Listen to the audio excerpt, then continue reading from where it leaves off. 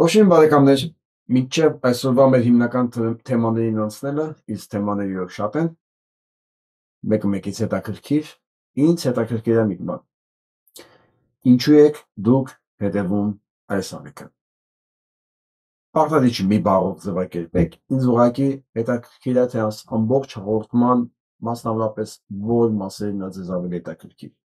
Սա ուղղակի իմ հետազոտությունների համար եմ ուզում։ Եվ այսպես չենք մոռանում սեղմ ենք լայքի կոճակը, տարածում ենք, որովհետև այն ահռելի հարձակումներին, որոնք իրականացվում է այս ալիքի վրա, մասնավորապես վերջի 2 շաբաթը, ուղղակի աննախադեպ քանակների է հանձել։ Դրան միայն կարող է հակազդել, հնարավոր է դրան հակազդել ձեր կոմենտներով, ձեր լայքերով եւ անպայման տարածելով։ Եվ այսպես գնացինք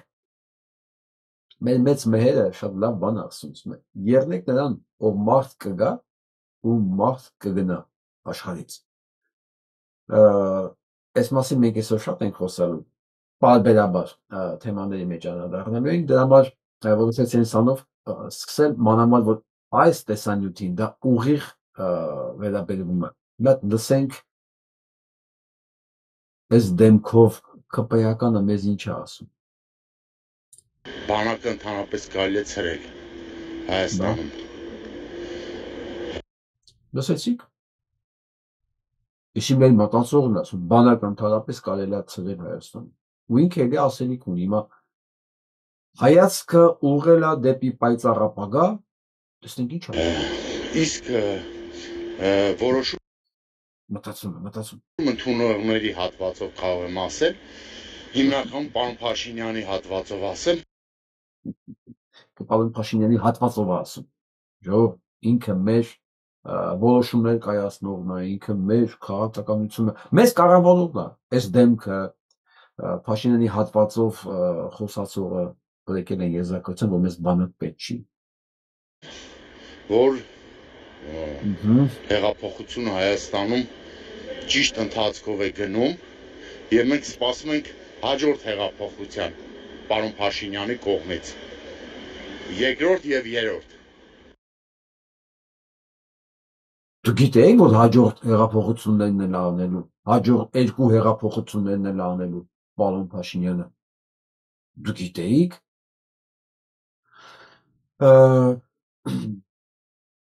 Սա է ժողովուրդ ջան։ Ես ուղղակի ուզում եմ տեսնել այն մարդկանց դեմքը, որոնց համար ինքը իրենց երազած կառավարիչն է, ովքեր իրենց կյանքը վստահել են այս տեսակին։ Ինքը էլ որ ոչ մի բան էլ չխոսար, մենակ այս հանգամանքը արդեն պարզ է, որպեսզի կանխատեսես, որ այն համակարգը կամ այն երկիրը, որ այս տեսակը կառավարելու է, ինքը արդեն ոչ թե գնում է մեռնել, ինքը արդեն մեռել է։ Ուղղակի բայց իրան չեն ասում, որ տրամադրությունը չընկնում։ Հասկանում եք, որ այս է մեզ այսօր ղեկավարում։ Ու մենք ինչ որ լավ բանի ենք սպասում, ինչ որ մի տեղից։ Երբ որ Աստված ստեղծում էր մարդուն, Աստված ստեղծում էր մարդուն տարբեր ունակություններով, տարբեր գործերի համար։ Մեկին ստեղծում էր վար անելու համար, մեկին որսորդության համար, մեկին մտածելու համար, մեկին իր հետ Աստծո հետ կապի մեջ լինելու համար, գիտելիք էր տալի, իմաստություն էր տալի։ Հասկանում եք։ Բայց Աստված ստեղծում էր տարբեր որակի եւ տարբեր նախասիրությունների եւ ընդունակությունների համար մարդիկ, որոնք պետք է օգտակար լինեին բոլորը։ Քարտաշիրա, քարը տաշեր, հողը մշակողի, հողը մշակեր, ծառ բարձրացնել, իրան ծառը բարձրանար։ Բայց երբ որ լուծ քաշողը գիտեք, որ նա գութանը որ դնում է եզի, ասենք ուսերին ինքը լուծ է քաշում, էլի լուծն է, բայց երբ որ լուծ քաշողը դառնում է եկի ղեկավար, քեզ սկսում ասել ինչա քեզ պետք, ինչա պետք չի, ինչ պետք չի քեզ բանակ պետքա թե բանակ պետք չի, եւ այլ քանի հեղափոխություն պետք է անեն, նշանակում է այդ տարածքում ունես մի հատ կարևոր բան է փոխվել, որը բացի քաոսից ուրիշ ոչ մի բանի չի բերելու։ Իրոք չի կարող բերել, չի կարող բերել։ Եվ այն մարդիկ, ովքեր համարում են այս համակարգը հաջողված, աջակցում են, այս որակի են, այսքան ինչի խոսացի։ Ցույց տվեք այս որակը նրանց, ով ձեր շրջապատում կա, որոնք աջակցում են այսը։ Ու ասեք, սա քո տեսակն։ Եթե քո համասա ընդունելի է, կարող է ես եմ ավելորդ այս երկրում։ Բայց ավելորդի հետ մենք հարցը կլսենք։ Իսկ մինչ այդ ադրբեջանցիները արդեն ադրբեջանցիների վերադարձի հարցը դնում են մարդու իրավունքների հարթության վրա։ Մինչ այս լուծքաշողները կառավարություն են ներկայացնում, մեր երկիրն են ղեկավարում, թշնամի պետությունը տեսնելով, որ ծրագիրը իրականացել է եւ այն որ պետքա վարության աներ, ընդ որում ինքը չաներ, ինքը գութանա պետք է քաշեր։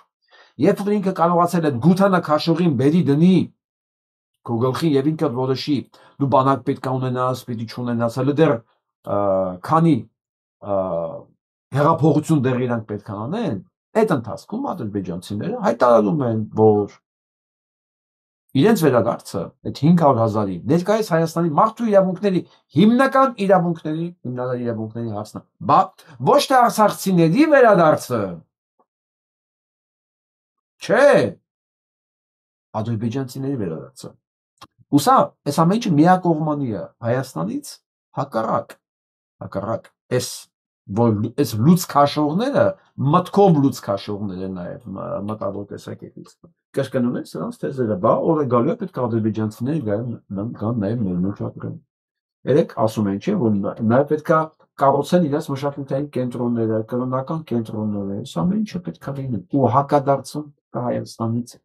ոչ մի ձև։ Բայց միևնույն ժամանակ չեն մոռանում, որ իրենք ցորեն են բերել, ցորեն։ Ընդ որում ցորենը Վրաստանով է եկել, ինչու մի հատված Ադրբեջանով անց է այդ ցորենի,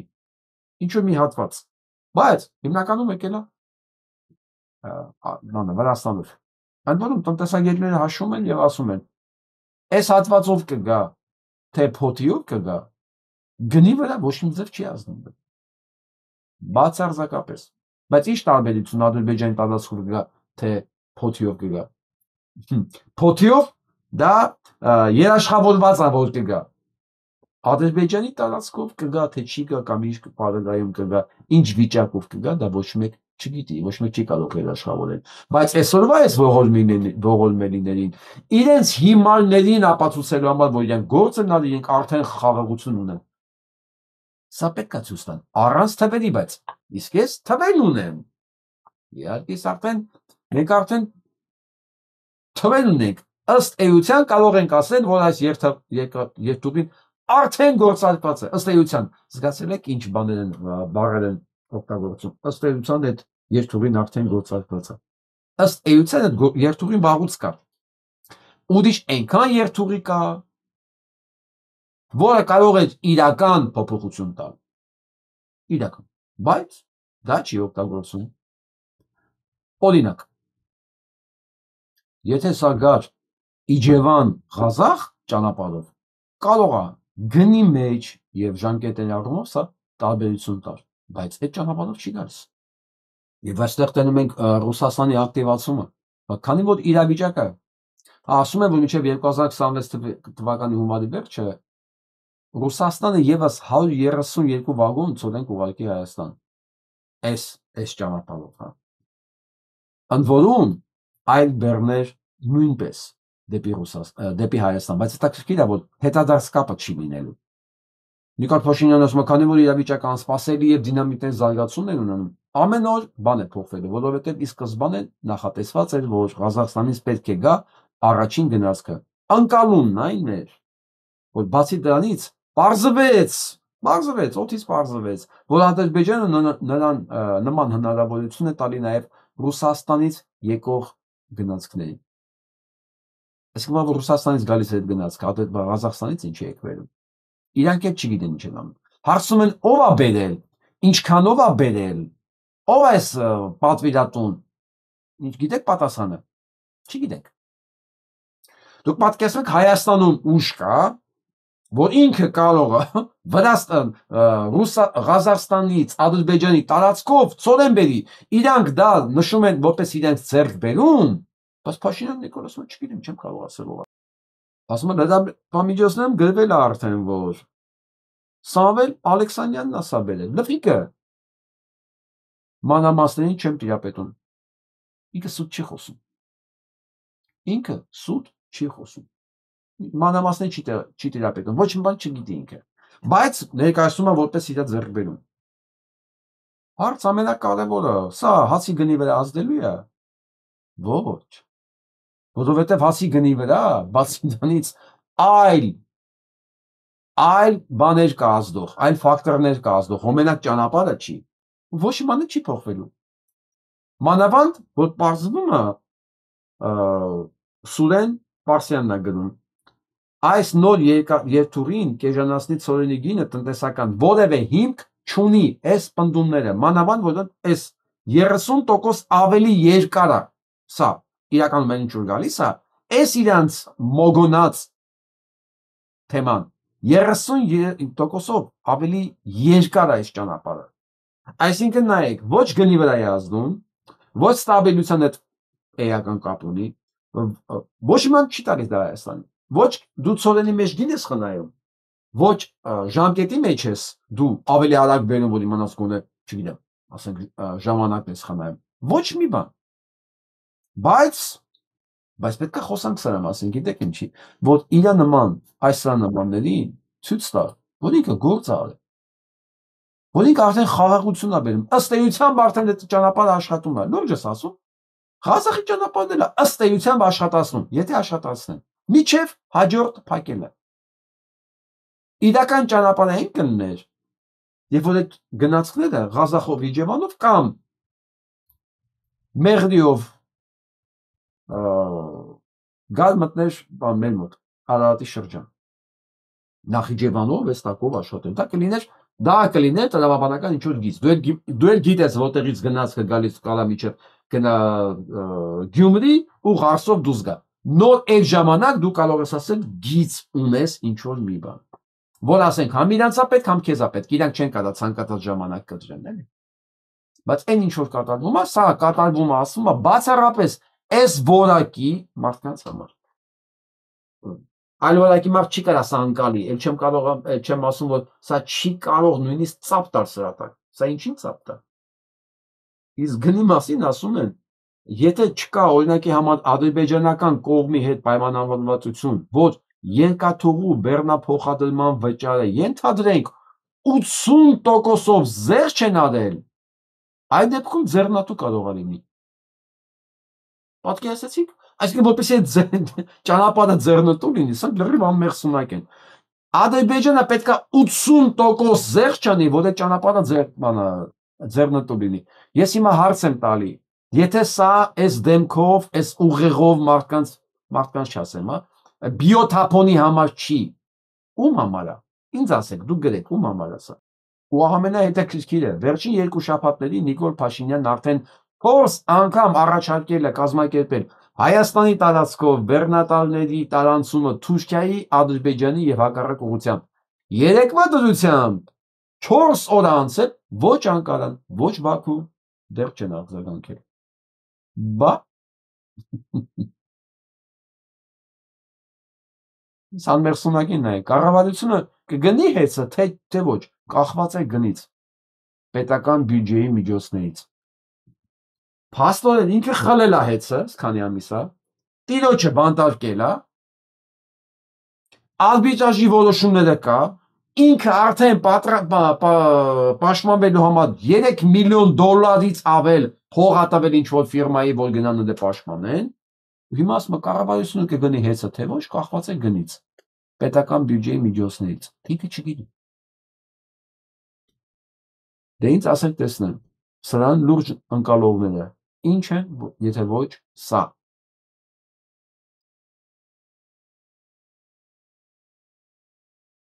Մայաթորը այսօր հերթական քահանայի կարգալույծ արեց։ Ինչու որ ես սպասում էի։ Ինչի համար։ Հիմնավորելով, որովհետև դու որպես քահանա դու սպասարկում ես մեկ այլ կարգալույծ եղած ստյոպիկի միջոցառումը։ Ոնց։ Նա կարգալույծ եղած է, նա իրավունք չունի այդ միջոցառումը անել։ Դու նրան օգնել ես։ Դու փաստացի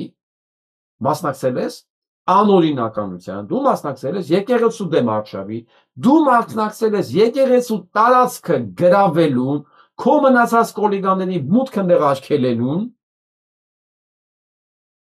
եւ ակնհայտ է որ կա կարգալույծեր արվել որպես հանցագործ, ինչ ասեմ, որպես կոլաբորանտ։ Սա էլ արտահայտանալու համար ասում է ինքը ոչ թե իր ծառայության վայրը լքել է ինքնական, այլ ինքը արձակուրդում է եղել։ Ասում են գիճը, դու գնացել ես Ստեփան Ասատրյանի հետ խորան բարձրանալու, հա, դու աստորեն հանցագործություն ես կատարել, դու կատարել ես ծիսական, որ դու իրավունք չունեիր անել։ Ասում ես իմ արձակուրդի մեջ եմ եղել։ Որի արձակուրդի մեջ է եղել, ուրեմն փաստորեն ամեն ինչ կար անի։ Եվ մի անգամից սա ողջունում է եւ աջակցություն է հայտնում գիտեկով։ Այն որ լացում են, որ իրան ճեմարանում փչացել են, քիչ է մնում պատմեր, էլ ինչեր են արել իրան։ Զորակցումը Տեր Տարոն Քահանա Հունանյանին, հա, արժանապատիվ Տեր Հայր, վստահ եմ ձեր կարգալույծ անելու մասին, անօրինական որոշում, անօրինական 60 օր առաջ չեն տեղեկացել իրան հանելու են էլի։ Որոշումով շուտով կչեղարկվի Տեր Տարոն ոչ մի վայրկյան չտատանվեք, չհուսալացեք։ Հուսա գիտեք ով է տարածել։ Ազատ Ախշակյան։ Պատկերացնում։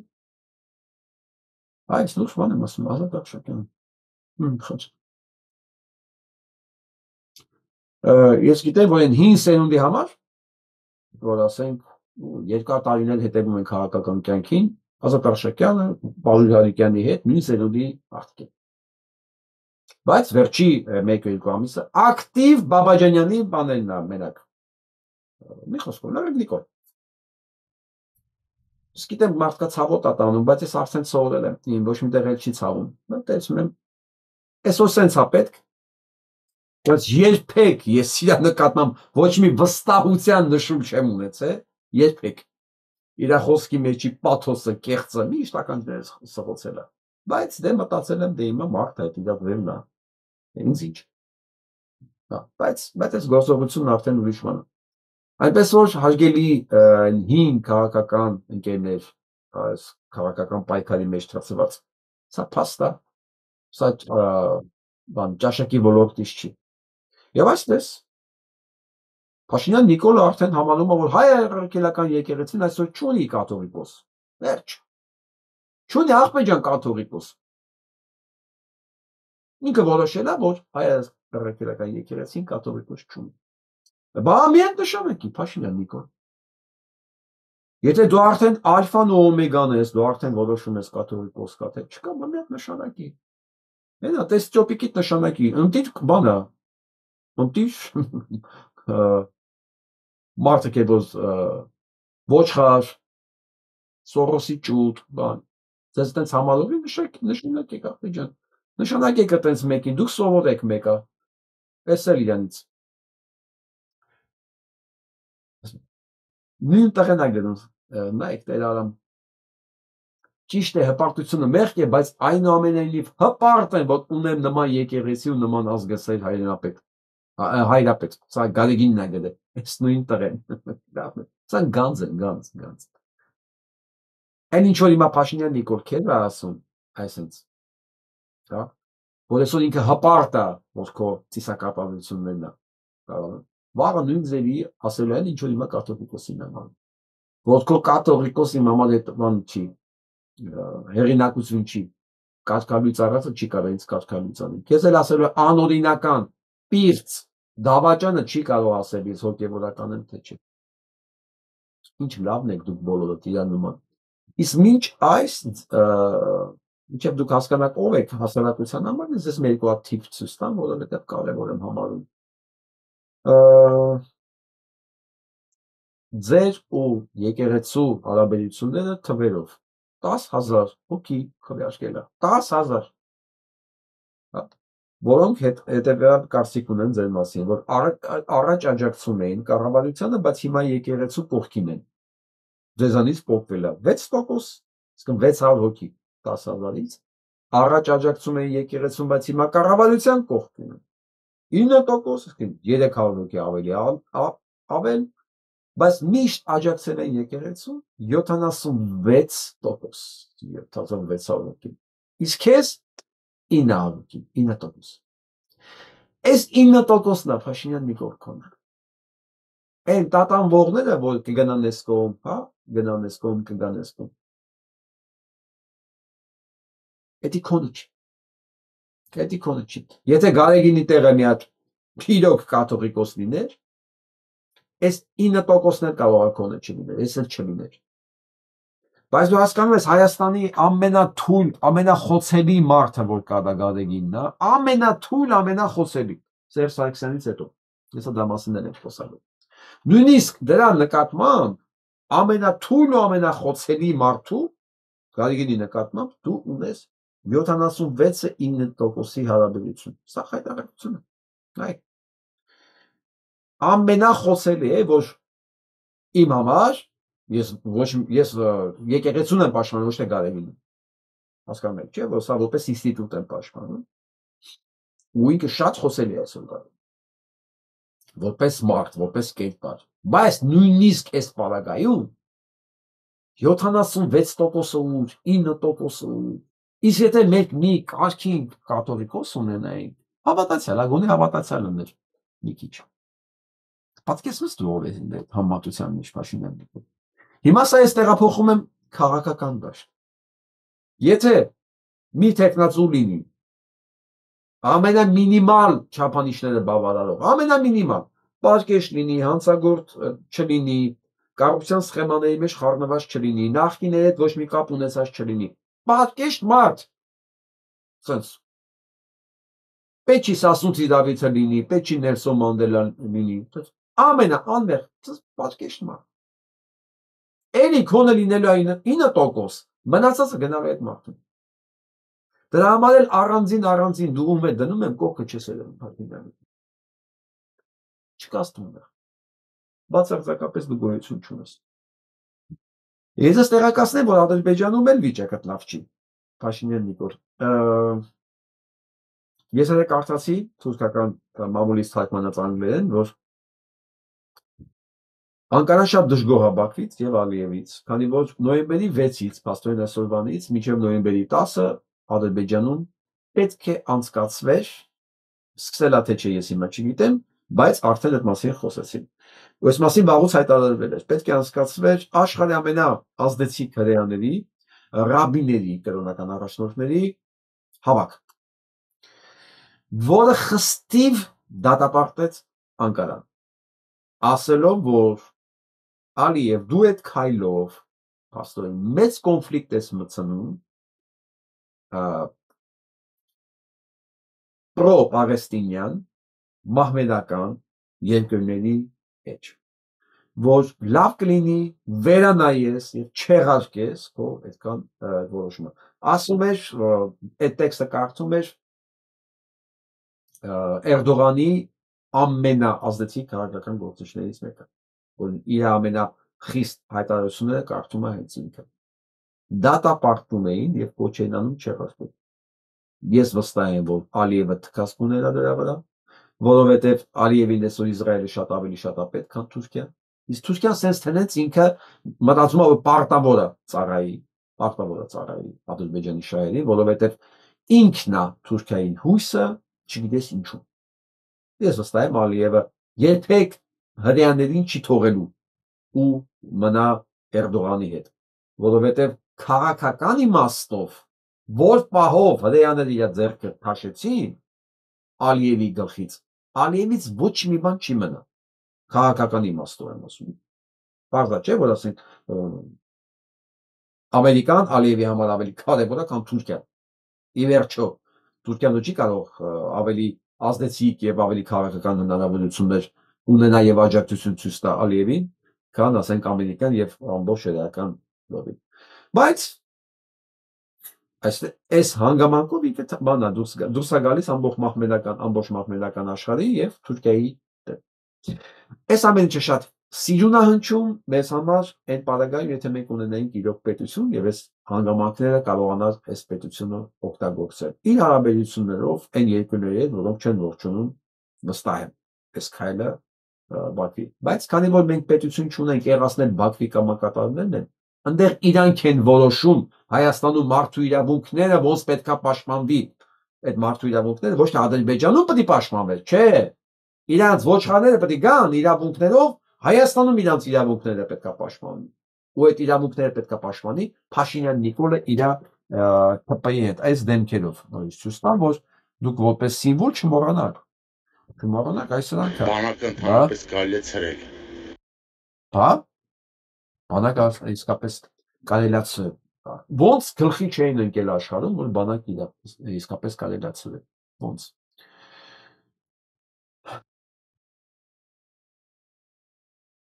Միջև բանակը ցրել ինձ թվում է պետքա ոստիկաններին ցրել։ Ասում եք մենք ինչ անենք, դուք եք մեր ծառայողը, ոչ թե մենք ձերը, պարոն փոխգնդապետ։ Դուք եք մեր աշխատողը, պարոն փոխգնդապետ, ոչ թե մենք ձերը։ Մենք կարանք ձեզ ասենք դուք ձեր գործը եք, դուք չեք կարա մեզ ասել։ Արավ եկեղեցին ինչու եք փագեցնել, փագել։ Դա ձեր գործը ո՞րն է։ Պատասխան եք։ Այս հերթական փոխգնդապետն է փախնում լրագրողներից։ Փախնում է փոխգնդապետը լրագրողներից։ Երեք ես մի քիչ խոսացի քննչականի պետի մասին, դրանից առաջ էլի ոստիկանների մասին, են էլ գնդապետը, էսի փոխգնդապետան, մի խոսքով, բայց բոլոր արական սերի ներկայացուցիչներ են, չէ, ես միշտ ասում եմ, սա իմ ամենամեծ ցավը։ Ոգի սենց որ նայում եմ, մտածում եմ, Աստված որ մեզ ստեղծել է մարդուն, ես սկզբից ստեղծել է տղամարդուն, չէ։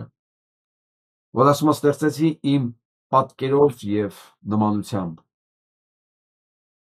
Սա մտածում են, որ տենց բան կա մեջ։ Թե իրանք մտածում են, ասենք իրենք կապիկից են առաջացնում։ Նենց հետաքրքիր է։ Մեկ հիշացրեք, էլի, ըստ իրանք որտեղից են առաջացել։ Ասենք ոնց են իրանք առաջացել։ Իրանք համարում են, որ իրանք Աստծո զավակներն են, Աստված իրենց ստեղծել է իր նմանությամբ, հա։ Թե իրանք կապիկից են առաջացել։ Որովհետև եթե Աստծուց են առաջացել, իրանք համարում են, որ իրանք ոչ թե կապիկից են առաջացել, արարչական ծագում իրանք։ Արարիչը սուտ չի խոսում։ Արարիչը ստորություն չի անում։ Արարիչը չի դավաճանում։ Դուք պատկերացնում եք, եթե Աստված սուտ խոսար։ Օրինակ ես մտածում եմ, էլի ոնց կարելի է։ Դաման իմ համար անընդունելի է սուտ խոսալ, ցանկացած ձև, էլի։ Դաման մտածում եմ, այս մարդիկ երբևէ այս հարցը տանել են։ Օրինակ իրանք ինչից են առաջացել։ Հիմա կասեմ մեծ ծնողներն են։ Հա, իհարկե։ Բայց որպես մարդ, քեզ տղամարդ, դու ինչ որ մի բան կրում ես քո մեջ։ Ոնց է էսի համատեղվում, ես չեմ հասկանում։ Սա խոշորագույն կորուստ է մեզ համարում, հավատացեք, այս մարդիկ մեր հայրենակիցներն են, ինչ որ մեկի հայրն է, ինչ որ մեկի ամուսինն է, կարող է եղբայրն է, ես չգիտեմ։ Այսինքն մերն է, մեր հայր մարդն է, ինքը կարող արժանապատիվ զինվոր լիներ, հայրենիքի պաշտպան լիներ, ասենք որ սա նման մեկը որ ասել մեզ բանակ պետք չի, վզակոտին տար ասել այ անասուն։ Բա որ եկան վիզատ կտրելու քո պաշտպանը ով է լինելու։ Ես հասկանում եմ, որ դու դրա համար ես ստեղծված, բա մեր երեխեքը։ Իրանով կարող է տես բան ասել։ Արժանապատիվ տղամարդը, չէ, որի վրա համազգեստ կա, որ իրավունքներ ունի, որ դրա համար աշխատավարձ է ստանում իր վերջո։ Բայց եթե նայել ասել նման, մենք հույսներս ինչի վրա դնենք։ Նենք շարունակությունը։ Ինչ եք փագել։ Խնդրում եմ։ Որ փակողը դուք չեք, ով կարա փակել։ Կարող եք օգնել ինձ մտնել եկեղեցի։ Ասում նոր գնացի մտա փակա դռները։ Ասում եք եկեղեցու դուռը բաց է։ Դուք հայ ոստիկան եք, չէ։ Խնդրում եմ ապահովել իմ մուտքը եկեղեցի։ Կարող եք այդ։ Բայց կարող եք միասին գնալ։ Պարոն փոխ։ Տղեկ, դուք հասկանում եք ձեր բոյով, քաշով, պաշտոնով ձեզ ինչ են սարքել։ դու գոհ եք ձեզանից։ Այնպես ափսոսս գալիս եք է։ Ես չեմ, դուք իմ ամենա հակառակորդներն եք։ Ես կասեի նույնիսկ թշնամի, բայց դուք իմ ափսոսը գալիս եք։ Դուք ձեզ մեղքը չեք գալի։ Դուք կարող եք, չէ, ազգային մարդ լինել, հայ մարդ լինել։ Հայ ազգանունով չի, գործով է հայը, բարոյականությունով է, շարժու ձևով, մտածելակերպով, արած գործերով է մարդը հայ։ Տղեկ, դուք ձեզ ափսոս չեք զգում։ Փող գնդապետին սարքեն պինգ-պոնգի շարմ, նվաստացնեն, որ ինքը ստիպված փախնի։ Կին ասում է դու ինձ օգնի, դու իմ պաշտպանն ես, չէ, ինձ օգնի մտնեմ եկեղեցի, դու իրան ասելու բան չունենաս։ Դու պատկերացնում ես, Միկել ջան, քո երեխան ասի կամ կինը, քո գոլեգայի մի հատ ուրիշ մեկին դիմի օգնության, ասի դու տղամարդ ես, դու ոստիկան ես, ախպեր դու իմ պաշտպանն ես, ինձ օգտակար լինի։ Էդ էլ գլուխը կախի ու գնա։ Ձեզ ես ինչ են սարքել։ Ես ափսոսում եմ ձեր համար։ Որպես տղամարդ, չէ՞ որ ձեզ նայում են ձեր երեխեքը, բայց ձեր տղան ոնց կարող է հպարտ մարդ մեծանա։ Ինչ է սովորելու։ Կամ ձեր աղջիկը ոնց կարող է հպարտ դուստր մեծանա, հələ ասի իմ հայրը հպարտ մարդ էր, ամուսնուց էլ պահանջի, ակնկալի, որ ինքն է պետք է հպարտ լինի։ Հպարտ մարդ, արժանապատվություն ունեցող, ոչ թե ռագատկի քար։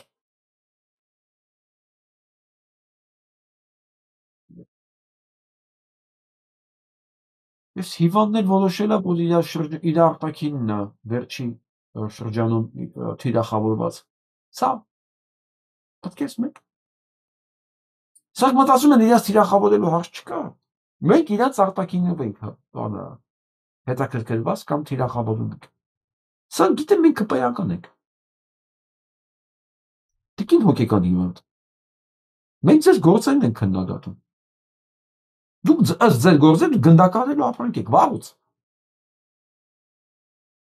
Այն ձեր դեմքի արտահայտություններ որտեղ են, ձեր դեմքի արտահայտություններն են քննադատում, որ արդեն դուք հիվանդ եք։ Դուք արդեն շիզոֆրենիայի կողմ եք անցել։ Ոչ թե ձեր աչքը սիրուն է կամ մաշկը լավն է կամ քիթը մեծ է փոքր է։ Մեզ դա բացարձակապես չի հետաքրքրում։ Մանավանդ իմ, որ հաստատ ձեր քիթը իմ քթից չի կարող մեծել։ Ձեր մազերն էլ ավելի լավն են հաստատ կամ ինձ։ Ում ասա։ Մտածում եք իրոք ձեզ ասելիք չկա։ Մենք ձեր արտաքինի պետք է գտնենք։ Սա է ձեր ուղեղը, սա է ձեր մակարդակն ու որակը։ Չէ, ձեր գործերն է ձեր թիրախը։ Թիրախում ձեր գործերն են, որի համար դուք ամենայն լրջությամբ պատասխան պետք է տաք։ Ես այս տեսանյութն եմ ուզում ձեզ ցույց տամ, ես քանի տարուց ավել ես գիտեմ այս մասին, ոչ մի անգամ առիթ չի եղել։ Մի հատ լսեք։ Որտեվ անձամբ ճանաչում եմ ես մարդուն հələ այդ խնդրի մեջ է։ Նիկոլը падգամավոր ժամանակ 17 թվականին քաղաքացիներ էր ընդունում, падգամավոր էր։ Ինձ ընդունեց, խոսք տվեց իմ հարցին մի ձև օգտակար լինի, որովհետև ասեց այն ժամանակ լծակներ չունի, падգամավոր է աղա։ Անձամբ չեմ ճանաչում։ Մենք միասին մի շենքում էինք ապրում։ Երրորդ մաս, մենք երրորդ հարկում ենք, իրանք չորրորդ հարկում են։ 3 եղբայր էին։ Ինքը բոքսեր է։ Բոքսեր, չեմպիոն։ Հետո տեղափոխվեցին եղբայրներով Ավստրալիա։ Բայց ծնողները մնացին շենքում։ Այդ ընթացքում մայրը մահանում է այստեղ։ Իր ասելով չէ մահանում, սպանում են։ Ոչ գերեզմանը կա, ոչ գիտեն ինչից է մահացել։ Տունն էլ վաճառում են, չկա։ Ոչ մայրը կա, ոչ տունը կա։ Այստեղ են 17 թվականից, Սերժի ժամանականից, եկել է Հայաստան, իրա տունն է ուզում։ Մենք ասում ենք, այդ երկու սենյականոցում ես ապրել եմ, ես իմ տունն է, ուր է իմ տունը։ Ասում վաճառել են, ով է վաճառել։ Ով է վաճառել, ուր է մայրը, ուր է այդ լիարդորագիր, ով է վաճառել, երբ որ ես այդ տանը պետք է լինի։ Այս մարդը 17 թվականից արդեն քանի 8 տարի արդարություն է փնտրում։ Այն ժամանակ Սերժ Սարգսյանն էլ ասում է, Սերժ Սարգսյանի ժամանակ Նիկոլ Փաշինյանն ասեց, ես ընդհանրապես բան եմ, լրագրող եմ, падգամավոր եմ, ես ոչ մի լծակ չունեմ։ Լսենք շարունակությունը։ Հիմա էլ Սա լծակները ձերն է, անձամբ ինչ ճանաչում է։ Լծակները ձերն է, դիմել եմ չի անում։ Հովանավորում է այդ նախկին հանցագործներին, ասում եմ ձեզ, կաշառակեր, հանցագործ, Արամյան, Արամին դրել են գլխավոր դատախազի տեղակալ։ Մարդը սուսունքներն է տվել, դիմումներն էլ է գրել։ Փաշինյան Նիկոլյան մա ինչ տարբերություն։ Փողը վերցնում են ում ուզում դնում, նույն մարդկանց։ Սա այն ուղեղից հիվանդների համար, որ սրանց մեջ նախկին ու ներկայա փնտրում։ Տեղեկացա, որ մայրիկիս սպանել են ոստիկանության ուրեմն հովանավորչությամբ, ոստիկանության օժանդակությամբ։ Մայրիկիս դին հանել են բնակարանից, տարել են անահիտ ուղղության, մինչ օրս ոստիկանությունը ոչինչ չի ձեռնարկում գտնելու, հայտնաբերելու, ոչինչ չեն անում։ Իրանք ասում են մայրս մահացել է, կամ մահվան վկայական, կեղծ։ Մահվան վկայականով թաղված է Կարմիր Բլուր գերեզմանոցում, եղել եմ մինչև թաղման բյուրոների վարչություն, եղել եմ բոլոր տեղերը, քաղաքապետարան, ասում են ձև գերեզման գոյություն չունի, այդ ով որ այդ թուղթը կազմել է գնա նրանցից ուզի, ոչ մեկ չի կարողանում ցույց տալ, այդ գերեզմանը գոյություն չունի, կա մահվան վկայական, բայց գերեզման չկա, պատկերացնում եք, մեկն էլ ինձ ասում էր, որ գերեզմանը կարող է վաճառել են կա, այսինքն ասում են ոնց վաճառել են, ասում է բան ասում է տեղյակ չի, այս երկրից չես, ասում է կա 5 հարգանի, 6 հարգանի գերեզմաններ, որ ասենք բերել են մարդկանց իրար վրա են թաղել, պատկերացնում եք։ 2003 թվականից հաղորդումներ եմ տալի ոստիկանություն, իրավապահ ամբողջ համակարգին, դատախազություն, քննչական մարմիններ, բոլորը ինչքան գիտեք, իրավական ինչքան մարմին կա, հանրային պաշտպան, մարդու իրավունքներ, ազգային ժողովի ուրեմն մարդու իրավունքների հանձնաժողով, բոլորը ինչ գիտեք, իրավասու մարմիններին ոչինչ չեն անում։ Իմ պահանջը ուրեմն իշխանություններից սա է, կամ ինձ գնդակահարեք, կամ ինձ Հայրիկյանի պես վթարեք այս երկրից, որը ես ատում եմ, այս երկրի ես ատում եմ, այս իշխանություններին ես ատում եմ, թող վթարեն այս երկրից, ուրեմն իմ պահանջն է, իմ ուրեմն հազարավոր միլիոնավոր հաղորդումները առերևույթ հանցագործության մասին, որը կոծկել են ընթացք տան։ Սա ընդամենը հազարավոր հանցագործություններից մեկն էր, որ դեռ Սերժի ժամանակվանից, Սերժի Քոչարյանի սենից մնացել է, ոչ մի բան, ոչ մի լուծում չի ստացել։ Նույն հանցագործները պաշտոնեն, ավելի առաջ են գնում, պաշտոնից առաջ պատերազմը հանձած, դավաճանած, պարտված գեներալները, որ կոչումներ ստացան, պարգևատրումներ ստացան, այսօր են ինձևի աշխատում։ Նույն համակարգն է, նույն ձևի շարունակվում է։ Ու ես որ մեկ-մեկ կարծում եմ, որ ներկա նախկին են խաղում, հեսա Սերժիկի մասին էլ իհարկե կխոսենք, ասում այսօր էլի բոլոշել են դատեն, հերթական անգամ։ Մարդ չգիտի դրանց վրա լաթ է ծիծաղի։ Ուզում ես վստահ դեմքով մի հատ տիկնոջ լսենք էլ ինձ, հետաքրքիր է։ Իսկ նայում ես ասում, ինչ, բան կա չէ, ինքնավստահություն կա, լսենք խոսքը։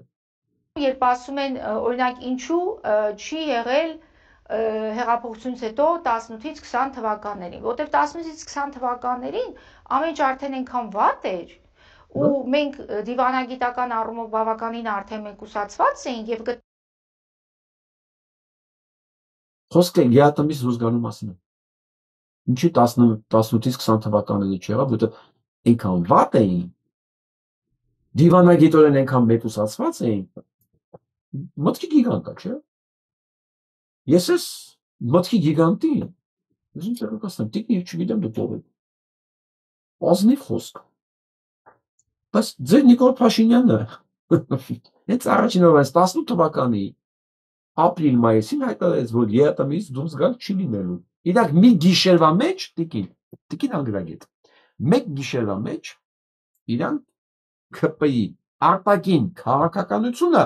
փոխեցին, վերախմբագրեցին, մի գիշերվա մեջ ԵԱՏՄ-ից դուրս գալը հանեցին, ու այդ մասին հայտարարեցին, որ դուրս չեն գալու։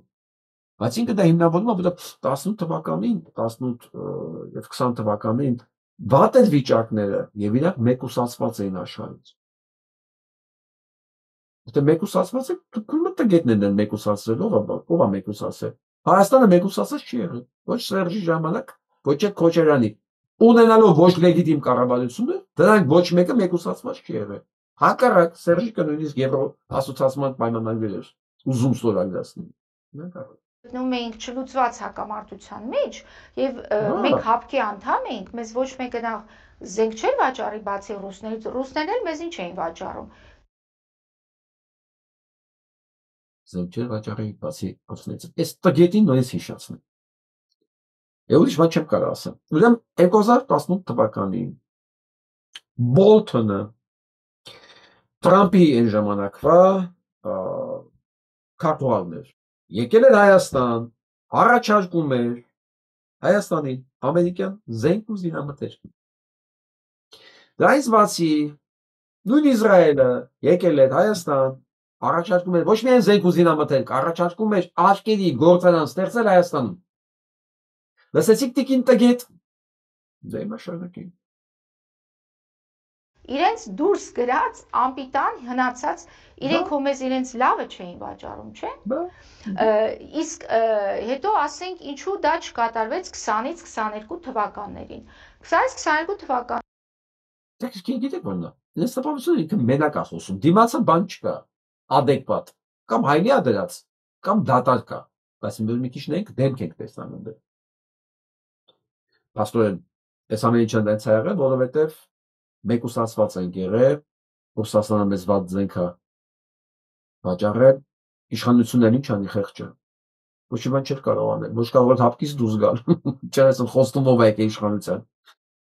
Ոչ կարող էր Բոլթոնի առաջարկ ընդունել, ոչ Իսրայելի առաջարկ ընդունել, չէր կարող ընդունել, ինքը մեղք չունի։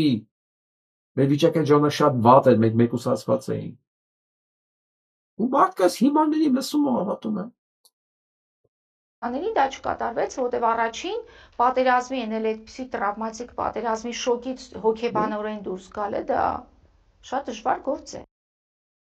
Շատ դժվար գործ է հոգեբոր տրավմայից դուրս գալը։ Իստիկին, եթե դժվար գործ էր, իրենց ով էր ասում, խախտելով օրենքը, ամեն ինչ անեն, ել չեմ ասում առաջադրվեին իշխանությունը պահելու համար։ Դժվար գործ էր։ Դու դժվարական տային ռավները քաշեին։ Կարող է նրանք չեն իշխանությունը նորից զավթել սև ու սպիտակ խաղացնելով։ Խաբելով էլի մարդկանց, անջատուն հանուն հրթության, վերջ, էսա, վերջ։ Տիկին տգետ։ Մեկ, երկրորդը մենք չունենք որևէ միջազգային գործընկեր, որը մեր փաստորեն դիմացը մարդ կա նստած։ Դες դեմքն արդեն ամեն ինչ ասում է, տեսեք ինչքան ինձ թվում է նույն բանը, ոնց որ բանը, հրսենեք, ինչ նմանություն կա,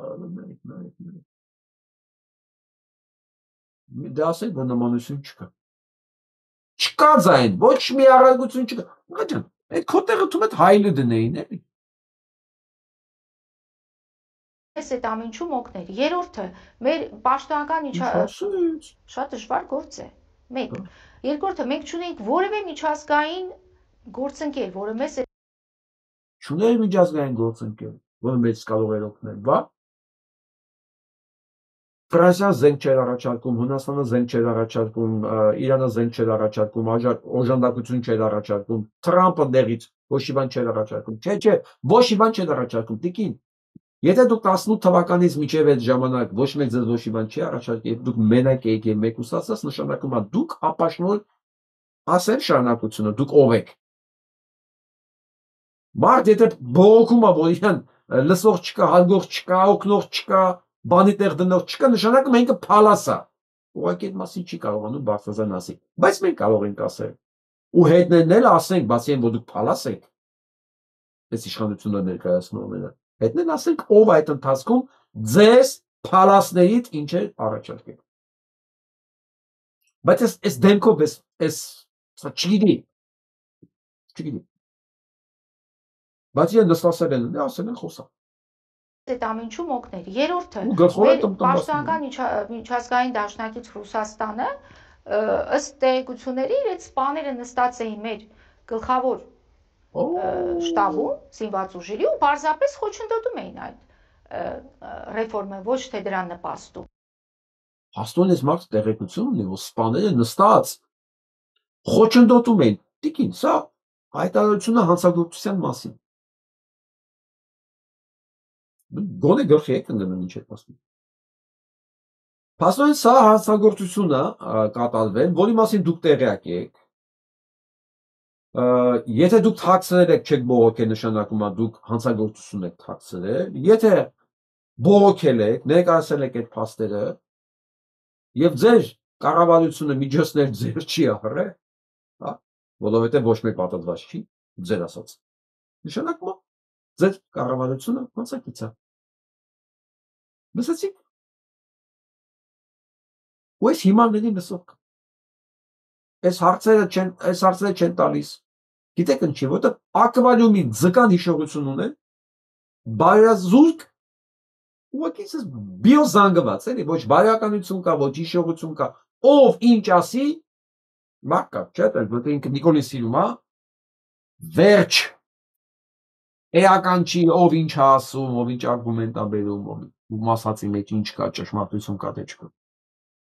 Դա չէ լսում։ Անգամ ինձ թվում է իրենք ուզում էին մեզ լիակատար կախվածության մեջ դնել Ռուսաստանից, որպեսզի մենք կորցնենք իրենց մեր որպես ինքնիշխան երկիր պաշտպանունակությունը ու մնանք բացառապես իրենց հույսին։ Փաստորեն, ուրիշն է դա արել, որ ես լրիվ մեզ կախվածության մեջ արել Ռուսաստանից։ Փաստորեն ըստ այս տիկնոջ 18 թվականից մինչև այս ամեն ինչի վերջը երկիրը ղեկավարել են մարդիկ, որոնք կախվածության մեջ են դրել Հայաստանը, ամեն ինչ արել են, որ հապկից երատնից հնարավոր չունի դուրս գալ, պատերազմ են պարտվել,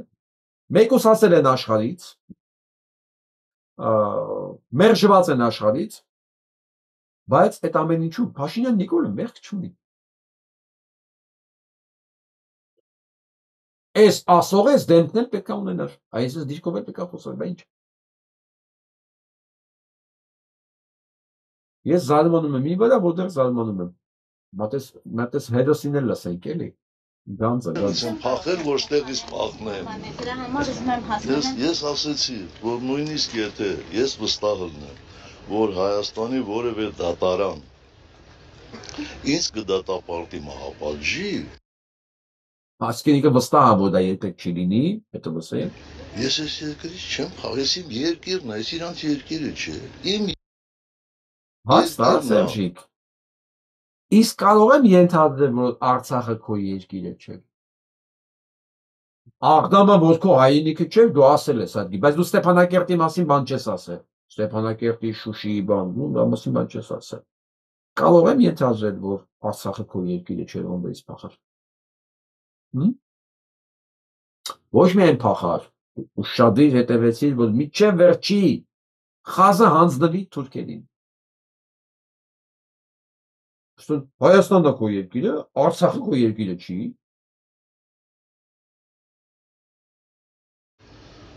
Ես իմ երկրից ուր պետք է փախչեմ։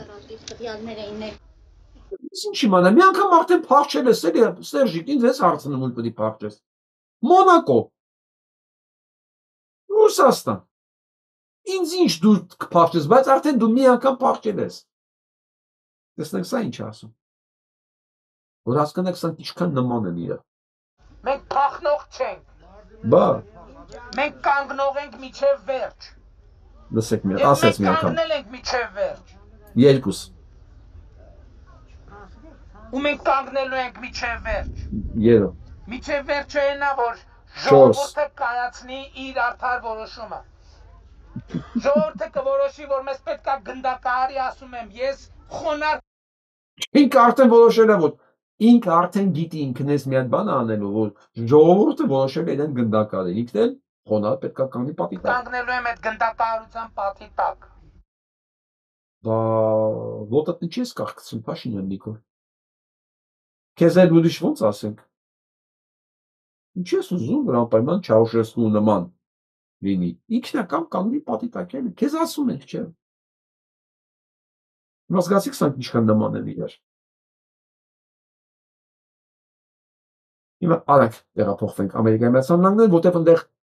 2 օր առաջ այնպես բան եղավ, որ մենք դեռ չեն կարողանում պատկերացնել դրա իրական մասշտաբները։ Այ ես հիմա ուզում դրա մասին խոսալ։ Ուրեմն երևի գիտեք, որ Իսրայելում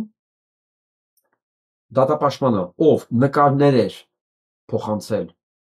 այդ դատապարտյալներից, որտեղ սեռական բռնության էին ենթարկել ու սպանել դատապարտյալներին Իսրայելի բանտերում։ Դրան բանեն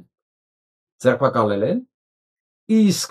դա իրականացնողները, չէ, պաշտպանվում են։ Դա իրականացնողները պաշտպանվում են, դա մասին ինֆորմացիա տարածողները ձերբակալվել։ Սա Իսրայելն է։ Իսկ հիմա ուզում լսեք սա։ Չկարևոր։ Here it is, the Constitution. Ցույց է տալի Կոնստիտուցիա։ Can I read a passage to you? Ասում կարող եմ ձեր համար կտոր կարդալ։ Amendment 22. No person shall be elected to the office of the president more than twice. Ասում 22-րդ բանա ուղումը։ Ոչ մեկ չի կարող 2 անգամից ավել ընտրվել նախագահի պաշտոնում։ And yet you keep talking about Trump's maybe you should have this. Here. Տալիս է ձեր ասում, դուք սա խնդրեմ սահմանալիություն տեսնում ինչ փոքրիկ ինչ կա։ Ասում ես ձեզ սա պետք է գա, որտեղ դուք շարունակում եք խոսել Թրամփի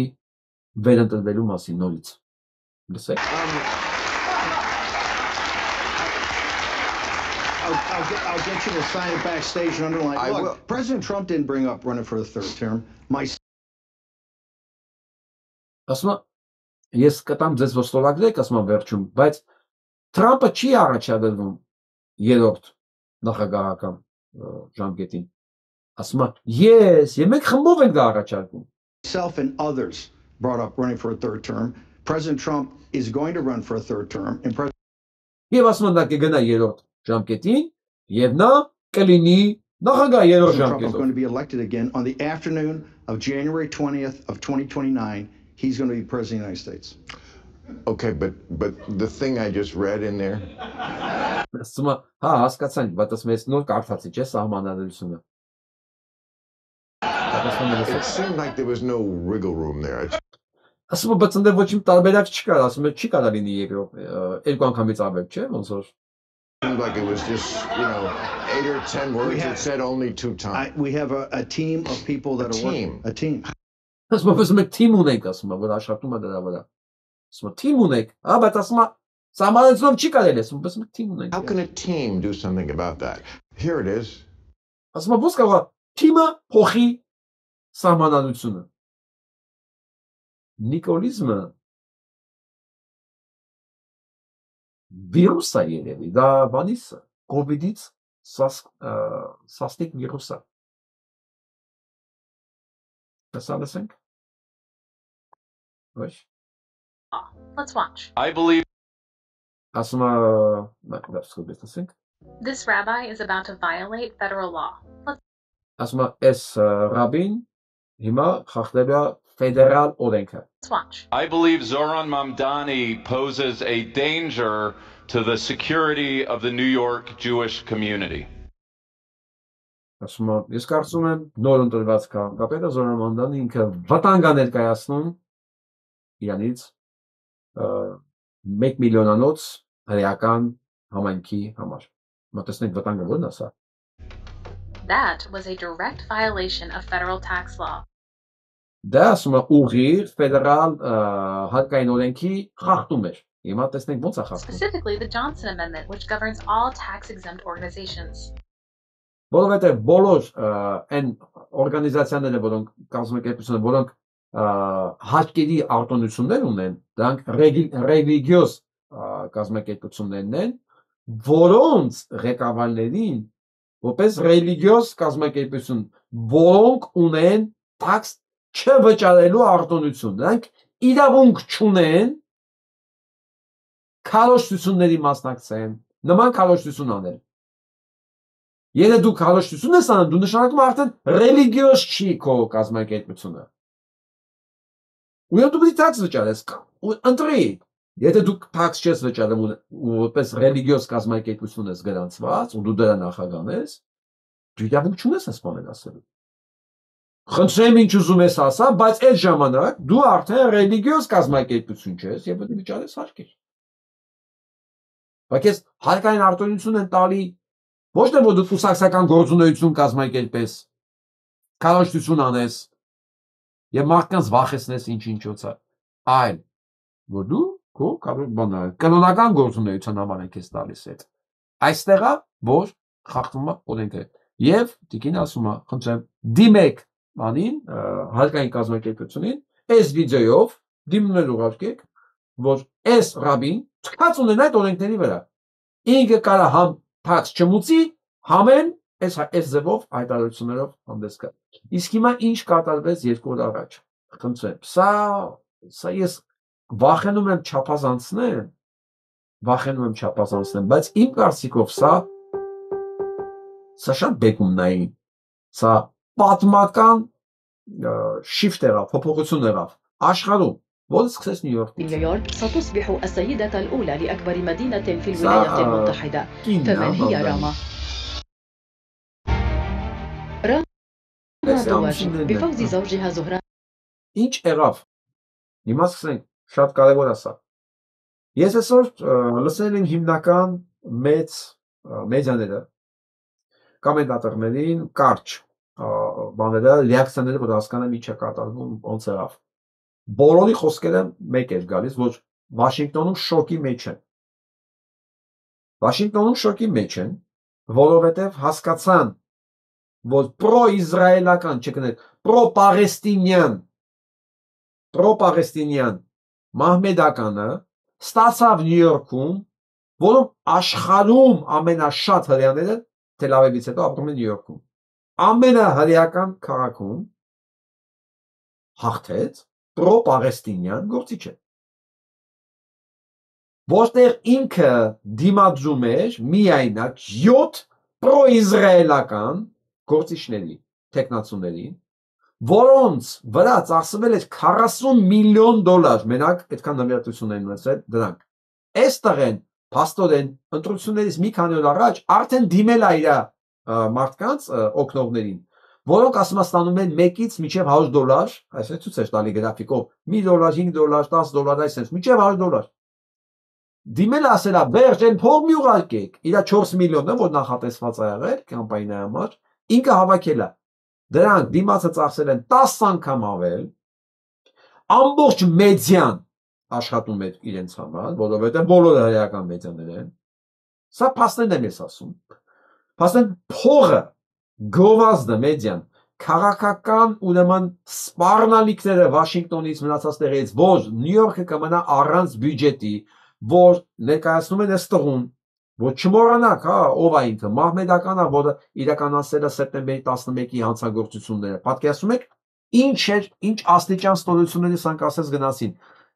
Իմանալով հանդերձ բոլորն էլ գիտեն, որ սեպտեմբերի 11-ը կազմակերպվել է Մոսադը։ Բոլոր մասնակիցները, ովքեր ձերբակալված են եղել, պարզվել է Մոսադի ագենտներ են։ Դա բաների հետ Իրաքի հետ ոչ մի կապ չուներ, ընդհանրապես կազմակերպեց այդ ամեն ինչը Իրաքի վրա հարձակում կազմակերպելու համար։ Բայց դա նույնիսկ դա են շեշտում, որ դուք մահմեդական եք ընտրելու, որը պայթացրեց այդ երկնակերերը։ Սա հենց այդ մեդիաների խոսքն էր, որ մահմեդականները գալիս են բոլոր հրեաներին կոտորելու, քրիստոնյաներին նեղելու, ամենակեղտոտ պրոպագանդայի, փողերի, քաղաքական ազդեցությունների պարագայում պրո-պաղեստինյան տեխնացուն քեսից ավելի շատ ձայն ստացավ։ Այն երկուսը իրար հետ, որ մնացել էին փուլում վերջի, ավելի քիչ ունեն, քան այս մի հոգին։ Սա շոկ է առաջացել։ Ոչ միայն Վաշինգտոնում, նաև Իսրայելում, ես ասեմ, ամբողջ աշխարհում։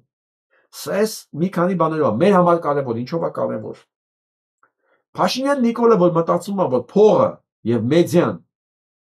հմեկը Պետրոսը, մեկ էլ իր օլիգարխները, Լփիկնա, չգիտեմ, Գրզոնաբան, Գուգոն Արսենյան, այս փողը որոշում ամեն ինչ։ Նյու Յորքի ընտրությունները ցույց տվեց, որ չէ, ասեմ մի հատ թիվ լսեցի, որ բանը շատ կարևոր է։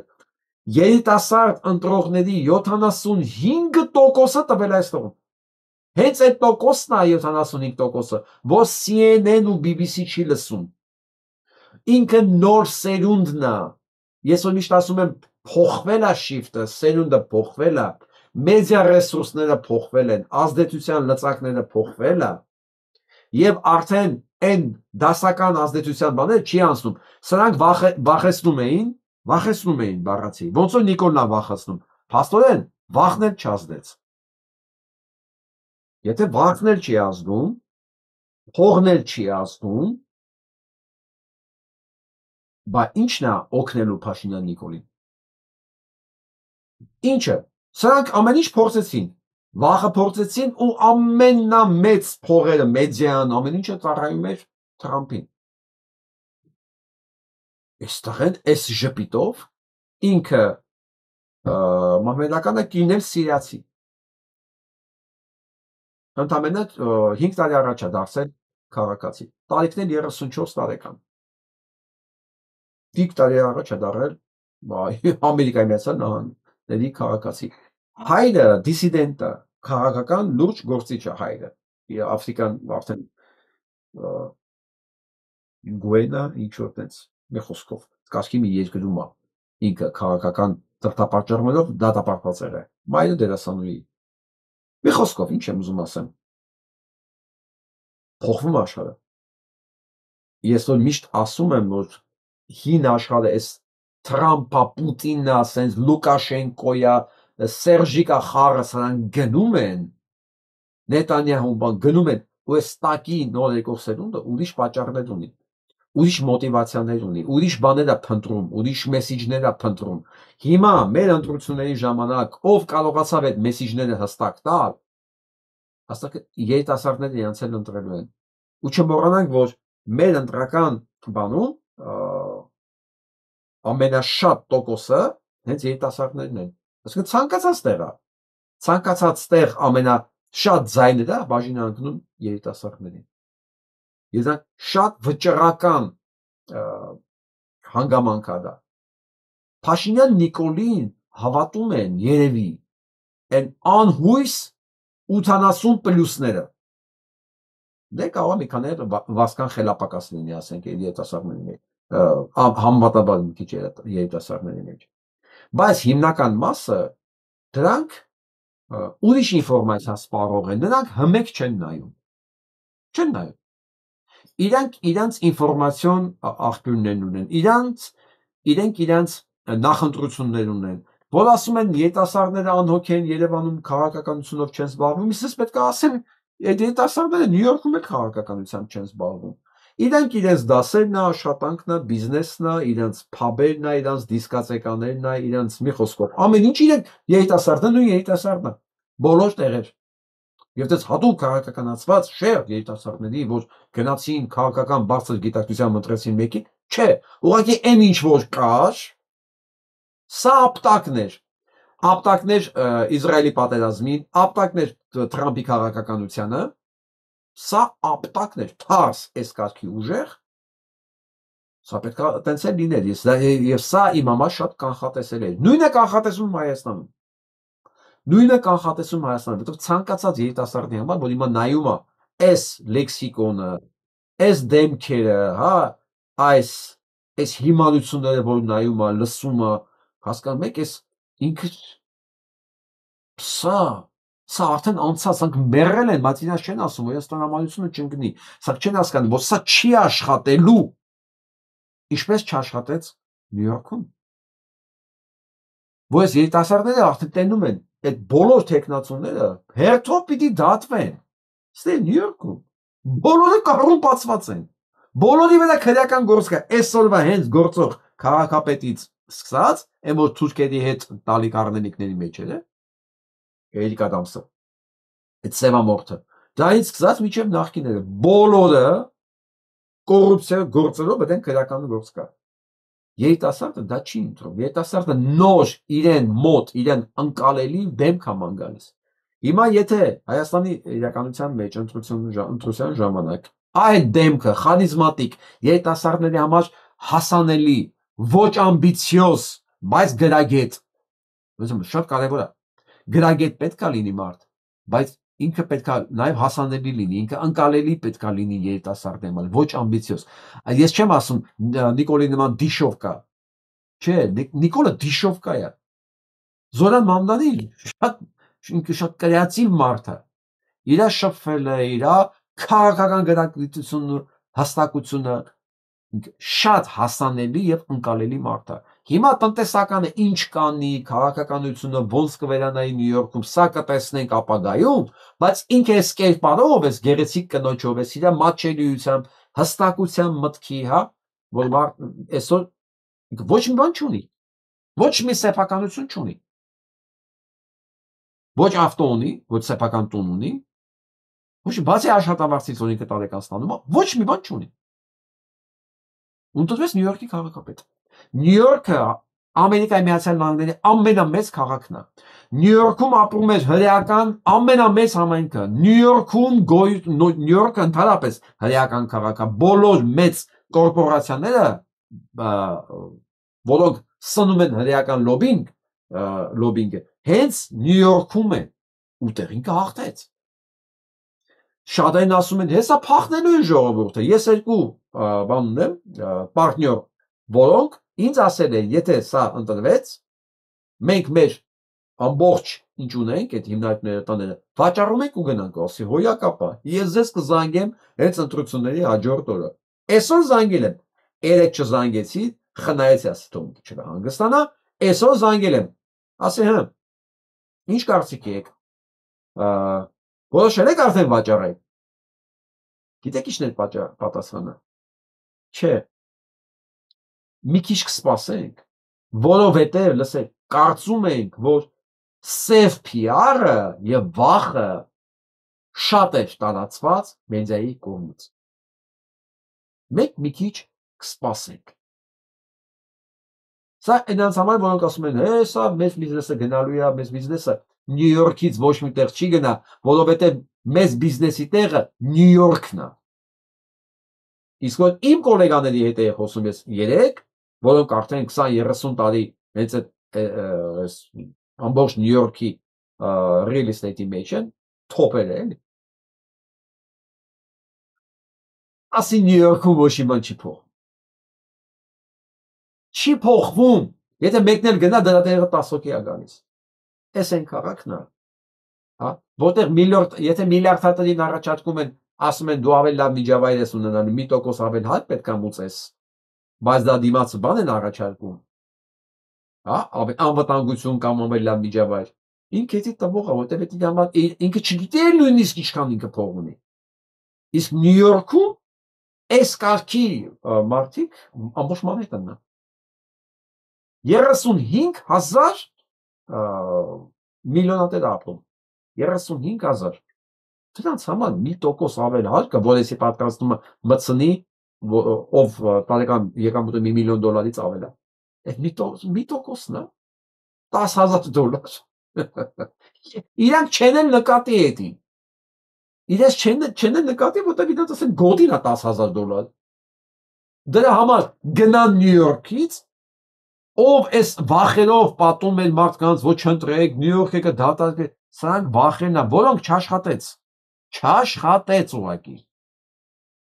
Ու չի աշխատելու, այն որ մարդիկ Նյու Յորքում ապրում են, նրանք չեն ապրում, որովհետև շատ կամ քիչ հարկ են մուծում, նրանք ապրում են, որովհետև հարմար է, որովհետև մետրոպոլիտեն օպերան է կողքը, հա, որովհետև Կարնեգի հոլն է կողքը, մետրոպոլիտեն մյուզեումն է կողքը, հա, Ցենտրալ պարկն է կողքը, Հադսոն գետն է կողքը, մի խոսքով ինքը այդտեղ ապրում, որովհետև այդտեղ իրան հարմար է, ոչ թե ինքը շատ ու քիչ հարկամուծում։ Իսկ եթե 1% ավել $10,000 ինքը տարեկան պետք է ավել տա, որպեսզի ավելի լավ միջավայր ունենա, այն ինչ որ ինքը խոսք է տալիս, ոչ մի բան չի փոխելու։ Բայց սա դնենք մի կողմ։ Ընտրությունը երիտասարդները հաղթեցին փողին, վախին եւ հիմար քարոզչությանը։ Ընտրեցին նոր իրենց համար ընկալելի 34 տարեկան մահմեդականին 1 միլիոն հրեա է ապրում Նյու Յորքում։ 8.9 միլիոնից 1 միլիոնը հրեա են, 99% բիզնես է, խոշոր ամբողջ իրանց նա, բայց էլի հաղթեց այստեղ։ Հրեաներն էլ ընտրել են իրան։ Նաև հրեաները։ Սա է որ կարևոր է համարում, իսկ այս հիվանդը Թրամփը հենց հիմիկվանից գերագույն դատարանին արդեն մեղադրում է, որ եթե դու կասեցեցիր իմ տարիֆների քաղաքականությունը, որի շնորհիվ ինքը ավբերել է ամբողջ տնտեսությունը։ Գործազրկության մակարդակը աննախադեպ է դառել Ամերիկայի Միացյալ Նահանգներում։ Էլ չեմ ասում մի ամիսա պետական հիմնարկների աշխատավարձ չեն ստանում դա։ Ասում եմ, եթե դու աշկել ես եւ որ իմ շանակեմ ես քայքայելը, ասում եմ, ուրեմն դու պատճառը կլնես տնտեսական այն ռեսեսիային, որ հիմա սպասում է Ամերիկայի Միացյալ Նահանգներին։ Ես էլ մեր հայնա որ ներվել է ամեն ուրիշներուն ամենը լավը գնե Ամերիկա հայ ասելով որ եւ Թրամփին support անով եւ կվեդվով ես շատ ներված եմ Թրամփին հետ որովհետեւ Թրամփը ամեն ուրիշներուն ամենը լավը գնե բայց եւ որ Հայաստանին եկավ ինչ շրավ փամջրավ վերսախամաջիկի պես Թադրոն բացավ, որ իրեն երեքնին ուրախս կան, որբեսի ինքը գուսավոր Nobel Peace Prize արնե։ Ասի է, ասոր համար մենք հայերս իրեն ուդիտ, ես first of all, իրեն կվեդվի, որդև եթե ինքը չշահեր, ես Ամերիկան պատրաստ էի ցկելու։ Ես վստահ եմ, շատ հայերն են այս բանը տվել։ Շատ հայեր ընտրել են Թրամփին, որովհետև մտածում էին Թրամփը գալու է փրկի Հայաստանը որպես քրիստոնյա բաներ, արժեքների կարող Շատերը, ես չեմ կարող մեղադրել, ինքը տենց է եկել, ինքը դա է խոստացել, ինքը խաղաղություն է խոստացել աշխարհին, ու շատերը ես մարդու նման, քանի որ ես չեմ ընտրում, ես սկզբունքորեն չեմ ընտրում, որտեղ ես չգիտեմ, ասենք ես այդ խորությամբ չեմ տիրապետում, ստեղի քաղաքը, ես հիմա կարող եմ կողքից նայել իմ վերլուծությունն անել, բայց ես չեմ ընտրում, ոչ թե որ դա իրավունքը չունեմ, չեմ ընտրում, որտեղ ես չեմ վերցնում այդ պատասխանատվությունը, ես դեռ չգիտեմ, դա Հայաստանը չի, ես Հայաստանի մասին ամեն ինչ գիտեմ ամենը, բայց ասես շատ հայեր կան ընտրած, շատ, ես որ էլ խոսում եմ ժամանակ, որ ասենք,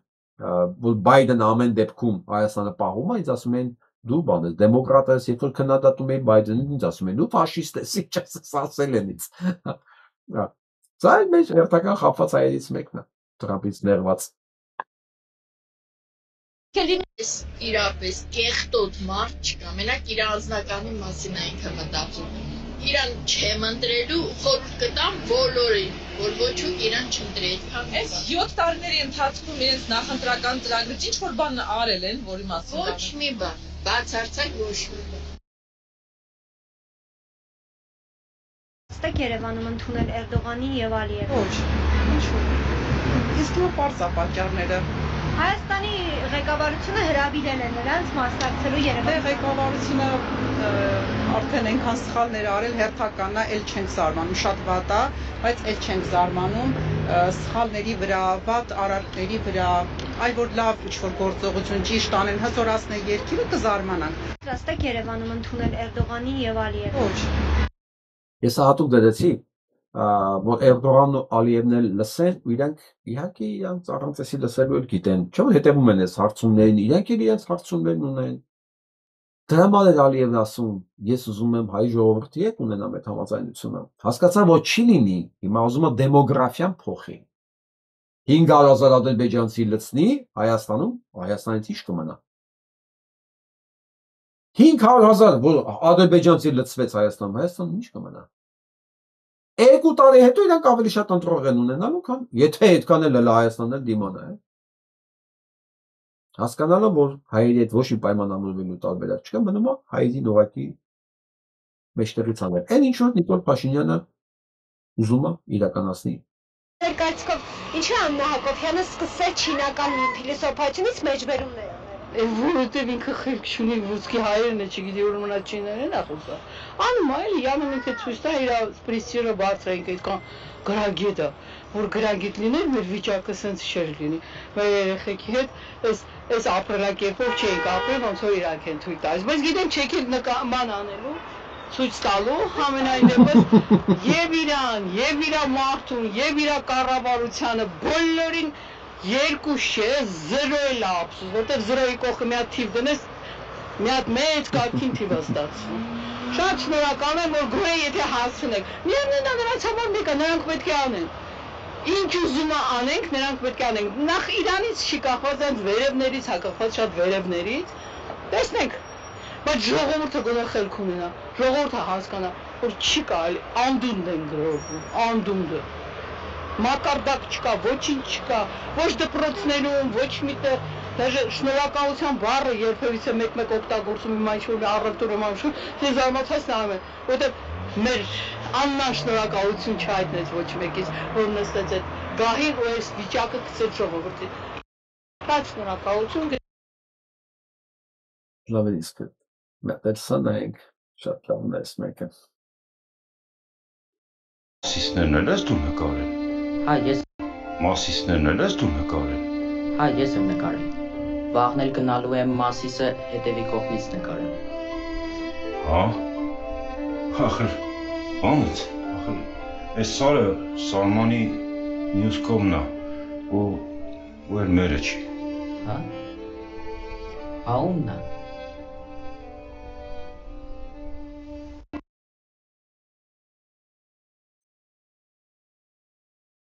Մենա բալիս, մենա։ Ճիշտ է սահմանի կողմն է դեռ, բայց մենա։ Ու դու մի օր անպայման հետևիցել ես իրան նկարելու։ Անպայման։ Այն մարդը, այն ազգը, որ նպատակ չունի, ինքը մեռնող մարդ ու մեռնող ազգ է։ Ու բոլորովին կապ չունի, որ սա մեկի համար իրատեսական է, իրատեսական չի, այդ գնահատականները բացարձակապես նշանակություն չունեն։ Մարդ պետք է նպատակ ունենա։ Մարդ պետք է ինքն էլ անես նպատակ ունենա, որ ինքն էլ չհավատա, որ դա հնարավոր է հասնել, նույնիսկ։ Իսկ սա դեռ ամենա այն նպատակը չի, որ հնարավոր չի, ավելին է մեզ պետք է։ Ու այդ օրը գալու է այս երեխեն պետք է Մասիս սարը հետևիցել նայել։ Ու պետք չի նայել աշխարհին այսօրվա հանգամանքների դիտակետից։ Այսօրվա եղած այս հանգամանքներով, չէ՞։ Մի պահ այսպես թողե, ես որ միշտ ասում եմ zoom in, zoom out, ասես մոտիկից եւ հեռվից։ Մի ասես հրենք հեռու ու հեռվից նայենք։ Ինչ կա։ Մեկ ոչնչություն խմբակ, որը ուղղակի հիմարացել են ամբողջ ժողովուրդ։ Ժողովրդի բանի համար, մեր տեսակ ժողովուրդի համար, որ ինքը հիշողություն պատմական եւ տրադիցիաներ ունի, սենց նմաններին մերժելը այն որ ասում եմ թափ տուր քեզ է, որ մենք սենց թափ տանք, սենց նման հազարներ կթափվեն վրակներից, սենց փոշու նման, մենք պետք է ուղղակի մեզ թափ տանք,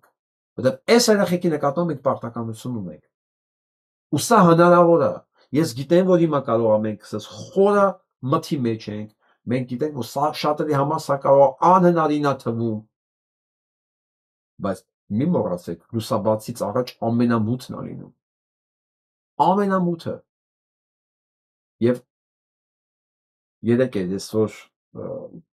Facebook-ս բացեցի, տեսա իմ սիրած հեղինակներից Մալերի սիմֆոնիան ունի կոչվում է Հադրություն։ Քրիստոսի հայրության մասին է խոսքը։ Մեր սիմֆոնիա։ Իսկ Մալերը ազգությամբ հրե է։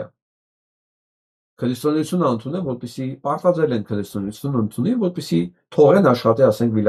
Վիեննայի օպերայի դիրիժոր որպես։ Այդ որ գործը մի պահ ասեցի, ամբողջ այսօրվա վիճակը, այս մութն ու այս որ մեզ սպասում է, մի անգամից սենց պատկերավոր եկավ աչքիս առաջ։ Ես չգիտեմ, կարող է ես երաժիշտ եմ դրա համար եղավ։ Բայց ես իմ այդ մի փոքրիկ հատված ես ունում ձեր հետ լսեմ, Մալերի այդ երկրորդ սիմֆոնիայի վերջը, սա այդ հադրություն է կոչվում։ Որ հասկանաք այդ տրամադրությունը, որ թվում է թե անելի է, այլ բան չկա վերջ, սա մահն է, էլի։ Ու մեկ էլ տեսնեք ոնց է բացվում տիեզերքի դռները, ոնց է լույսը գալիս, որտեղ երբ որ ինքը գալու է, ինքը գալիս է նրա համար, ով դրան սպասում, ով դրան հավատում է։ Ով որ ուզում է այդ մթության մեջ ապրի, իր համար երբեք ոչ մի բան չի լինում։ Ոչ մի բան չի կարող փոխվի։ Լույսը, ինֆորմացիան, հաջողությունը գալիս է նրա համար, նրա մոտ, ովքեր չեն հանձնվել, ովքեր չեն հուսահատվել, ովքեր հավատում են եւ սպասում են այդ հույսին, այդ լույսին եւ ամեն ինչ անում են, որ դա շուտ գա։ Ինչով են ամեն ինչ անում, մենակ իրանց չհանձնվելը արդեն ամեն ինչ անելը։ Իսկ մեզ այսօր այդ հնդես չհանձնվելն է պետք։ Մեր չհանձնվելը ջարդում ու փշրում է այս համակարգին։ Հուսով եմ, լսենք,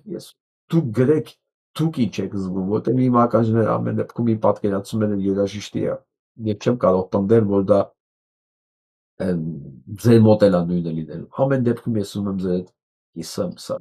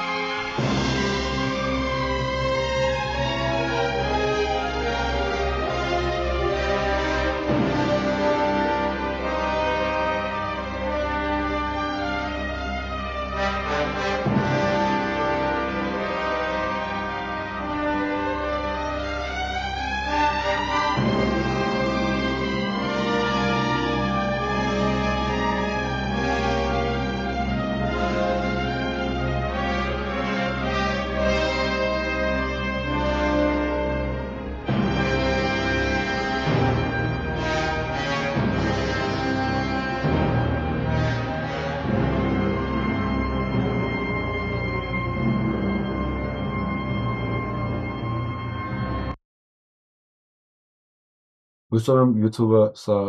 չարգելափակեց, եթե արգելափակել է։